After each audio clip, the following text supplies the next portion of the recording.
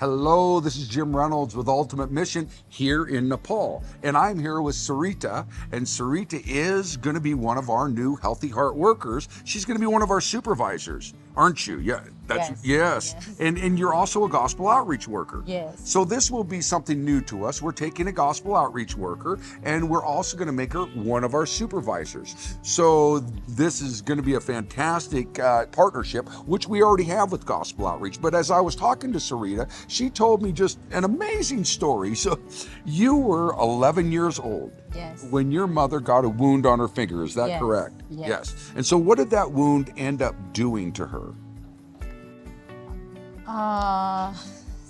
See, that wound is common wound.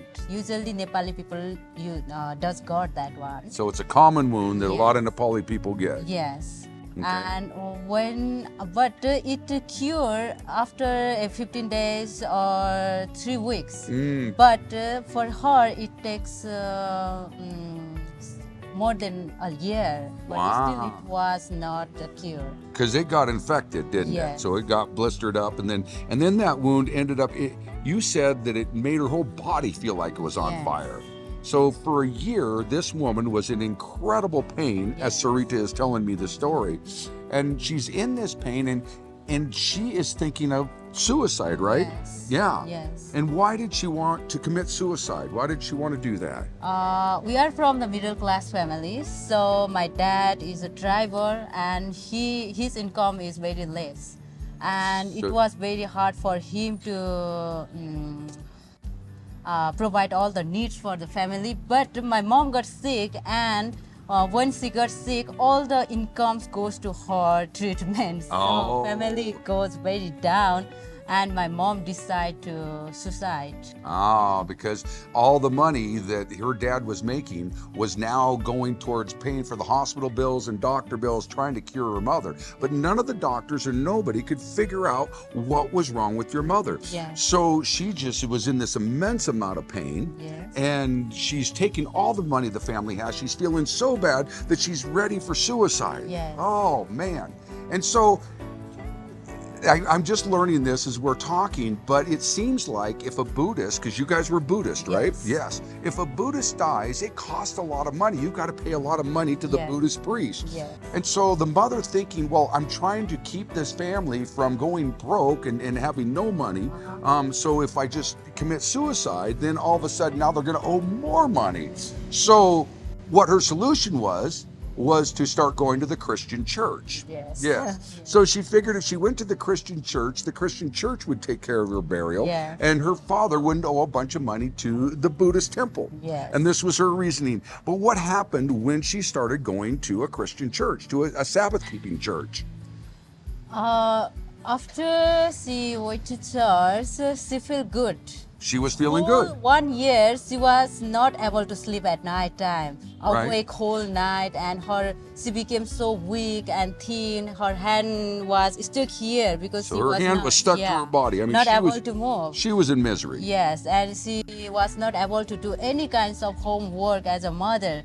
And in third week of going to church, she moved her hand slowly and start doing a little bit homework. And that was so amazing and we all wonder because of that. And she slept peacefully at night time. Wow. And it's because of prayer, power of prayer. Power of prayer. Yes. Power of prayer. So she started to get better Yes. as she was going to church. After a year of, Yes. of being in complete pain, she was gonna do suicide, but she started to get better. So you started to go to church too. You Yes. were 11 years old, Yes. right? And your dad, now you were telling me that your mom made you sit away from all the Christians because your dad didn't want you to become a Christian. Yes. But then your mother kept getting better and Yes. better and better. And then your dad decided, well, this Christianity, there must be something to it. Yes. So he started coming. Now your whole family is going to Yes. an Adventist church, right? And you are a gospel outreach worker. Yes. And you have committed your life to Jesus. Yes. Yes. And so Sarita, as I'm talking to her, she said that most of the Buddhist girls will get married at 18, 19, have babies and everything, but she gave her life to Jesus. And it isn't that she wouldn't want to get married someday, but she didn't follow that same plan that the Buddhist girls followed.